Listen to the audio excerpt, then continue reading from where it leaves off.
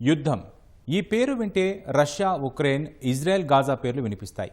ఎందుకంటే ఏళ్లుగా ఆ దేశాలు యుద్ధంలోనే మునిగిపోయాయి. ఆ యుద్ధాలు ఎప్పుడు ముగుస్తాయో కూడా తెలియని పరిస్థితి. ఇప్పుడు ఆ జాబితాలో మరో యుద్ధం చేరింది. అదే ఇజ్రాయెల్ ఇరాన్ యుద్ధం. ఏడాదికి పైగా హమాస్తో పోరాడుతున్న ఇజ్రాయెల్ ఇప్పుడు ఇరాన్పై దాడులకు దిగింది. ఏళ్లుగా ఆ రెండు దేశాల మధ్య శత్రుత్వం ఉన్నా అన్ని చర్చల ద్వారా సమసిపోయే సమస్యలే. కానీ ఉన్నఫలంగా అర్ధరాత్రి సమయంలో ఇరాన్పై దాడులకు దిగింది ఇజ్రాయెల్. అణు స్థావరాలే లక్ష్యంగా చేసిన దాడుల్లో ఇరాన్ సైన్యాధిపతులు, పలువురు అణు శాస్త్రవేత్తలు ప్రాణాలు కోల్పోయారు. ఇరాన్ కూడా ప్రతి దాడులు చేసింది. మరి ఈ యుద్ధం ముదురుతుందా? ఇరు దేశాల మధ్య శత్రుత్వం దేనికి? దాడులకు ప్రధాన కారణాలేంటి? అణుస్థావరాలే టార్గెట్గా ఎందుకు మారాయి?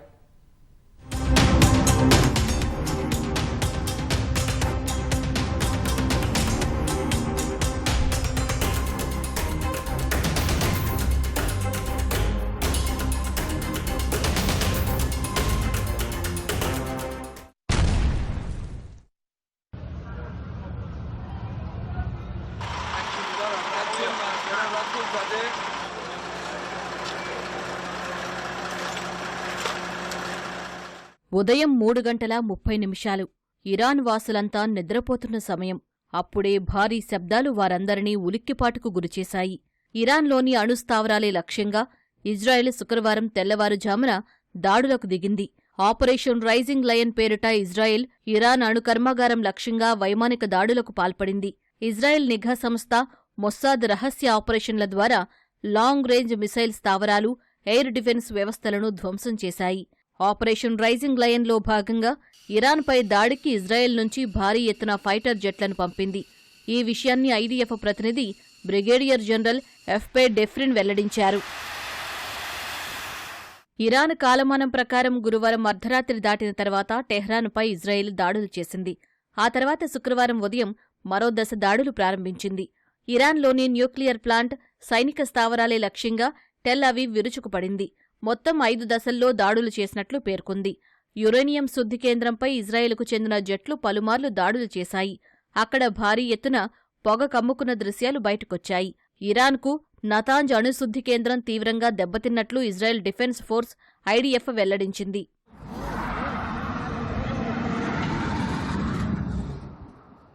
ఇజ్రాయెల్ వాయుసేనలోని ఫైటర్ జెట్లు, రీఫ్యూయర్లు, నిఘా వంటి వివిధ రకాలకు చెందిన 200 యుద్ధ విమానాల దండు 100 టార్గెట్లపై దాడులు చేసింది. ఇందుకు 330 బాంబులు, క్షిపణులను ఇజ్రాయెల్ వినియోగించింది. దాడుల్లో Iran army chief Bagheri, IRGC chief Hosseini Salami, nuclear scientist doctor Fereydoun Abbasi, ఆయన భార్య, పిల్లలు, షహీద్ బెష్తీ విశ్వవిద్యాలయాలో nuclear engineering faculty dean doctor Abdul Hamid Minouchehr, అదే కళాశాల అధ్యాపకుడు అహ్మద్ రజా జల్ఫాగరీ మృతి చెందారు. ఇజ్రాయెల్ దాడులకు ప్రతీకారంగా ఇరాన్ కొన్ని గంటల్లోనే దాదాపు 100 డ్రోన్లను ఆ దేశంపై ప్రయోగించింది.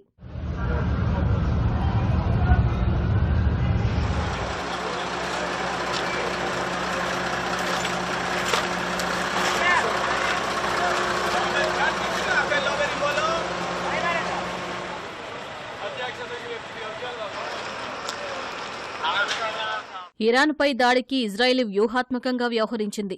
ఆపరేషన్ రైజింగ్ లైన్ కోసం సుదీర్ఘకాలం నుంచి పావులు కదిపినట్లు తెలుస్తోంది. ఇరాన్ అణు కార్యక్రమాన్ని దృష్టిలో పెట్టుకుని ఇజ్రాయెల్ ముందు నుంచే ప్రణాళిక రచించుకుంది. దాడులకు అవసరమైన ఆయుధ వ్యవస్థలు, పరికరాలు, కమాండోలను రహస్య మార్గాల్లో ఇరాన్లోకి చేర్చింది. ఈ క్రమంలోనే ఇజ్రాయెల్ నిఘా సంస్థ మొస్సాద్ ఇరాన్ రాజధాని టెహ్రాన్కు అత్యంత సమీపంలోనే ఓ డ్రోన్ బేస్ను ఏర్పాటు చేసుకుంది. వీటిల్లో అత్యంత ఖచ్చితత్వంతో పనిచేసే ఆయుధాలున్నాయి. ఆపరేషన్ రైజింగ్ లయన్ మొదలవ్వగానే ఇక్కడి డ్రోన్లను యాక్టివేట్ చేసి ఉపరితలం నుంచి ఉపరితలం పైకి ప్రయోగించే క్షిపణి స్థావరాలను ధ్వంసం చేసింది.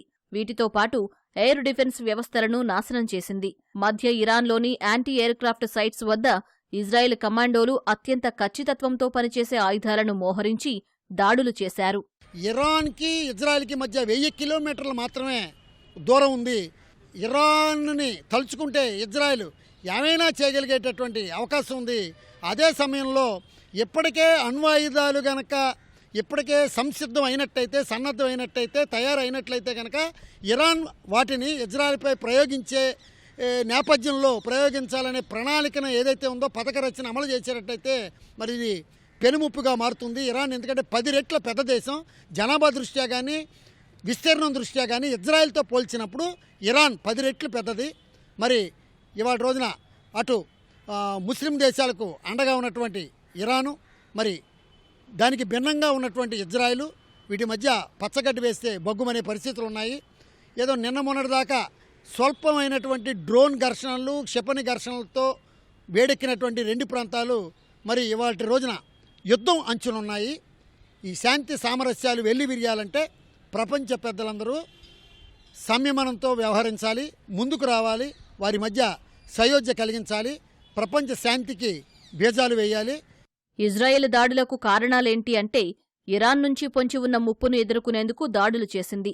ఇజ్రాయెల్పై దాడికి ఇరాన్ సన్నద్ధమవుతుందని తెలిసే దాడులకు తెగబడింది. ప్రపంచ దేశాల వినతిని లెక్కచేయకుండా ఇరాన్ అణ్వాయుధాలను తయారు చేస్తూ ఉండడమే దాడులకు ప్రధాన కారణం. ఇరాన్ దగ్గర ఉన్న యురేనియంతో తక్కువ సమయంలోనే అణ్వాయుధాలను తయారు చేయగలదు. అదే జరిగితే ఇజ్రాయెల్ మనుగడ ప్రశ్నార్థకం కావచ్చు.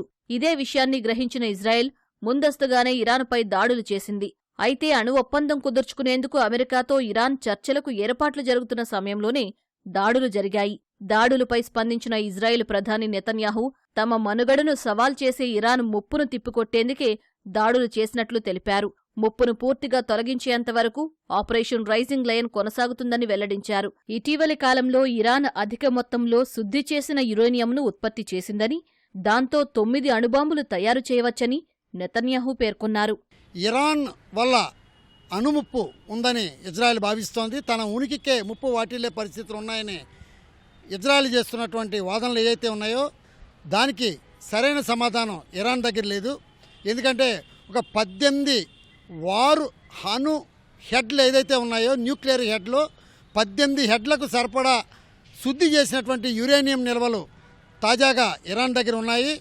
అది అణు బాంబుల తయారీకి సన్నాహాలు చేస్తోంది.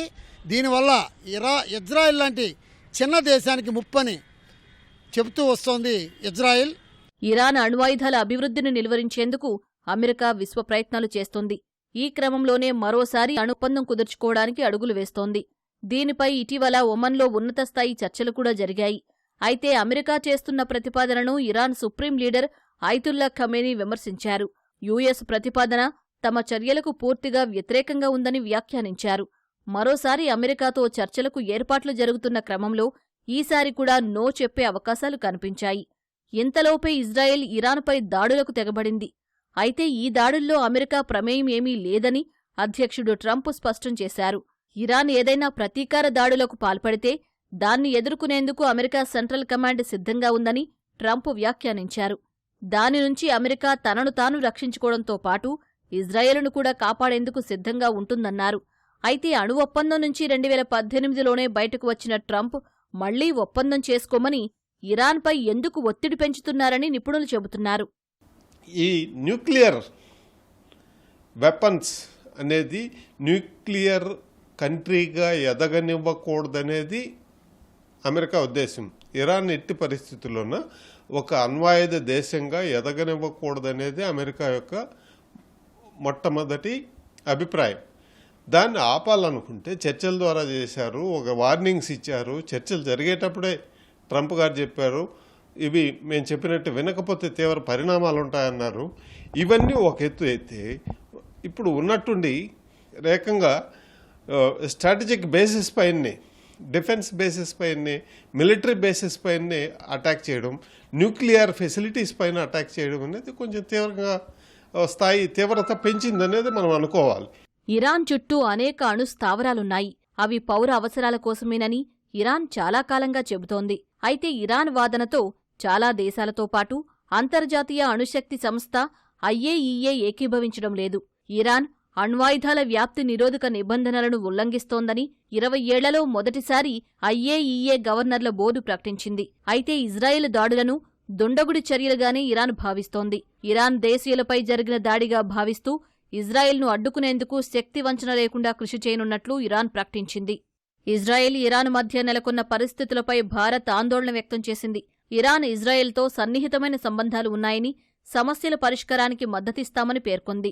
ఉద్రిక్తతల నేపథ్యంలో ఆయా దేశాల్లోని భారత కమ్యూనిటీలతో అక్కడి భారత రాయబార కార్యాలయాలు సంప్రదింపులు జరుపుతున్నాయని వెల్లడించింది. అక్కడి భారత పౌరులంతా అప్రమత్తంగా ఉండాలని, స్థానిక అధికారులు చెప్పే భద్రతా ప్రమాణాలను పాటించాలని కోరింది. ప్రపంచం ఎప్పటికే 2 యుద్ధాలతో సతమతమవుతూ ఉండగా ఇప్పుడు 3వ యుద్ధం పరిస్థితులను మరింత దిగజార్చే ప్రమాదం లేకపోలేదు. గాజాపై దాడులు జరుపుతున్న ఇజ్రాయెల్ ఇరాన్ పైన చేస్తూ ఉండడం గమనార్హం. అయితే ఇరాన్ ప్రతిదాడులను తీవ్రతరం చేస్తే అది ఉద్రిక్తతలను మరింత పెంచుతుందని అంతర్జాతీయ విశ్లేషకులు అభిప్రాయపడుతున్నారు.